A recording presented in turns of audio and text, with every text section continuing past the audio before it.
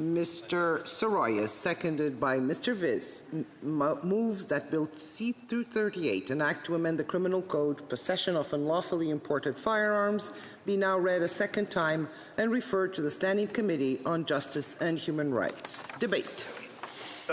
Thank you, Madam Speaker.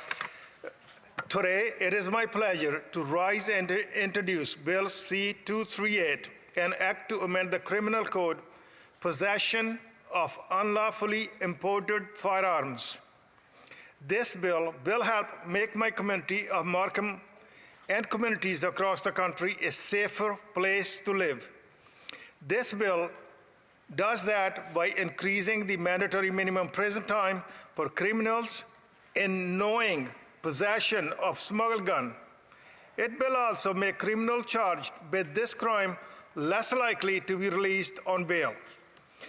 Madam Speaker, to understand this bill, you need to know how community safety in the GTA has changed over the years. That history is something I know very well. Like many immigrants, I came to Canada and settled in Toronto as a young man. Back in the 70s, I lived in the rooming house in downtown Toronto with 5 other tenants and with the landlady. My rent was $10 a week, and no key was ever issued for the front door since the door was always left open. There was no crime around my area, and no one was afraid to walk alone at any time of the night. Madam Speaker, over time, Toronto developed some problem areas. Many years later, I owned several businesses, and some of them were in the most difficult part of the town. And I was always afraid for the safety of my staff and for my customers. Police regularly come to download the security videos from my business. Since there was many crime committed in the area, Madam Speaker, this is one of the reasons I got involved with politics. I know that it is like to lose sleep over crime concerns. I want all Canadians to feel safe in their community. That is why I am always talking about safety and security. Madam Speaker, as time went on, even the bad parts of Toronto felt safer. People worried less about their kids walking home at night and whether they remembered to lock their doors. I would also proudly tell people that Toronto is one of the safest major cities in the world. Over the past 5 years, that has changed. Gun crime has risen to new high year after year. What once felt like a safe city no longer feels that way. Shootings are happening almost daily. Even with the multiple lockdowns in Ontario, this year there were reports of nearly daily shootings, each more horrible than the last. It is easy to see this trend by following the news. In 2018, the headlines day after day were about horrific shootings. It was the record year for shootings death. In 2019, there were even more shootings. Things are not getting better, Madam Speaker. Speaking to my constituents only confirm what I believe, that gun crime. When I go door knocking, people tell me that they're afraid.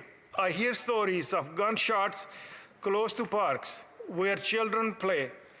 The stories I heard last October before COVID struck are the same as what I am hearing now. Madam Speaker, let me read you some of the recent headlines from our local paper. June 21st, York Regional Police investigating incident of gunshots fired at Markham residence. June 28th, man found dead behind wheels after shooting crash in Markham. September 11, police investigating several incidents of gunshots fired in Markham as possibly connected. October 23rd, second man arrested after shooting in Markham. The statistics published in 2019 York Regional Police statistical report point to growing problem in York region. There are similar headlines from the rest of the GTA and across Canada. When I talk with the MPs, of all stripes, they're on the same page. I think it is very clear the problem of gun crime is not getting better. That needs to change.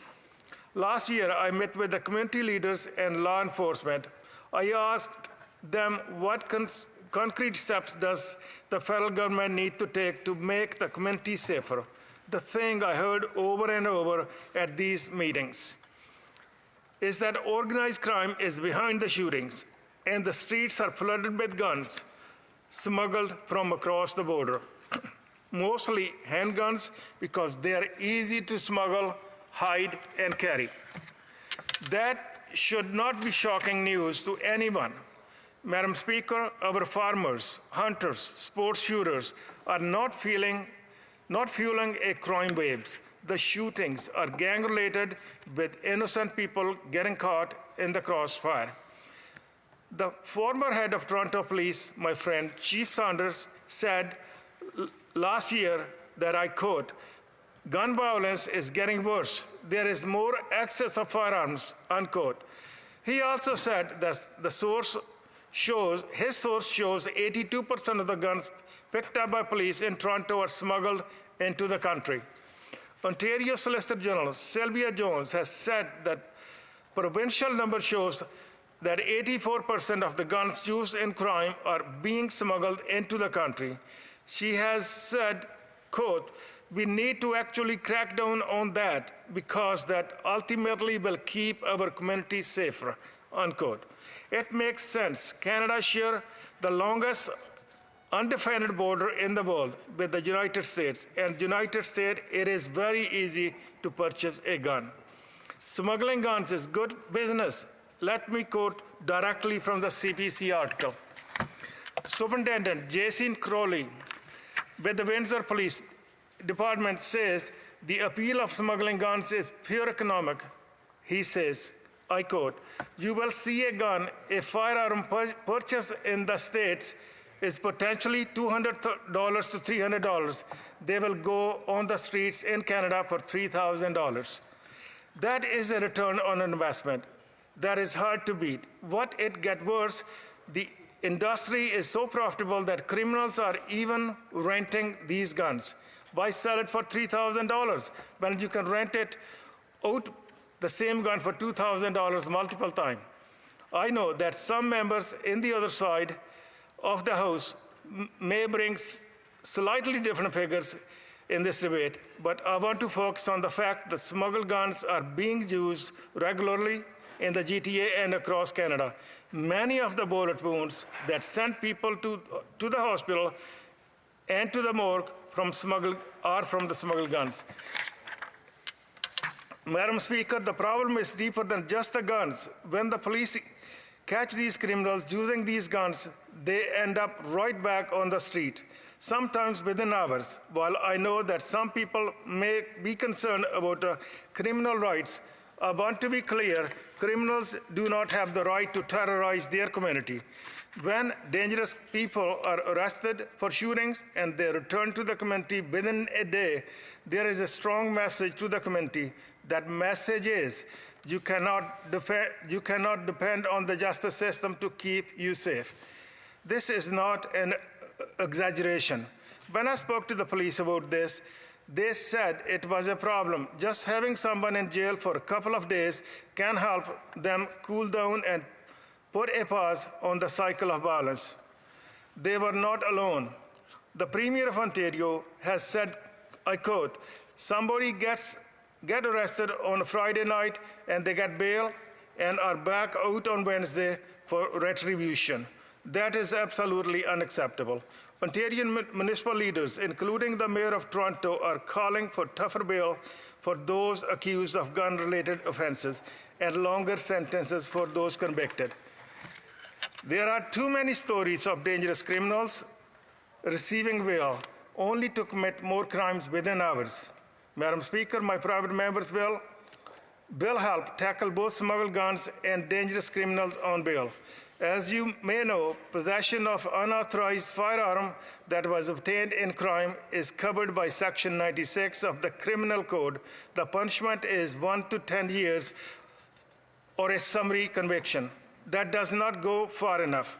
My bill will distinguish non-possession of a smuggled firearm as a more serious offense. Now, this offense will come to 3 to 14 years in prison on the first conviction and 5 to 14 on the second and subsequently convictions. This charge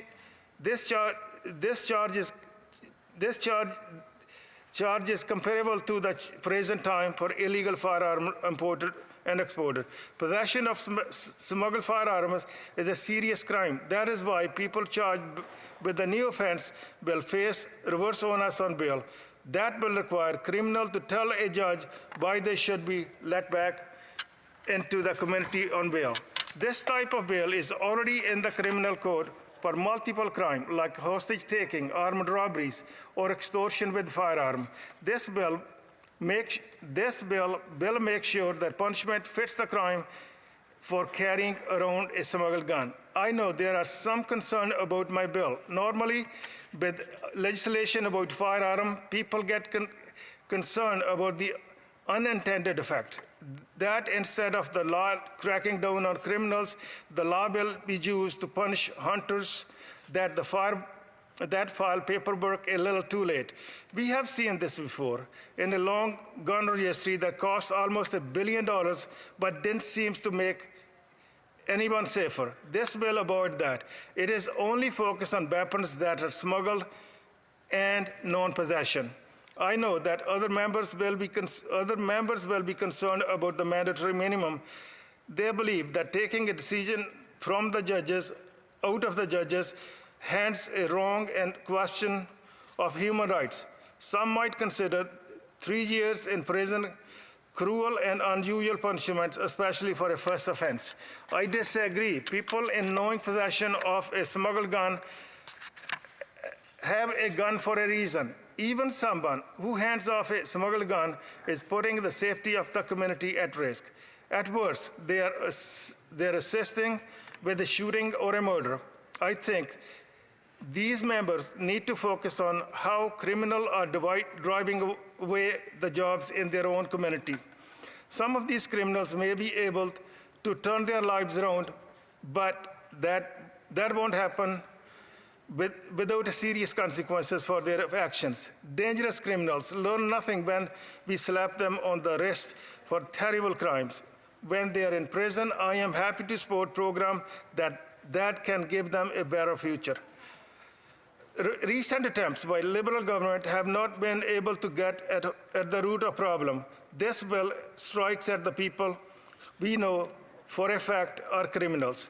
This bill is one of many steps that need to be taken to make some constituents and millions of others Canadians a little bit safer. I urge all MPs to vote for this legislation and continue to the work needed to make Canada an even safer place to raise a family. If you have any questions about this legislation, we can iron out at the committee. Thank you, Madam Speaker. Yeah. No, thank you. Questions and comments, questions et commentaires. The Honourable Member for Spadina.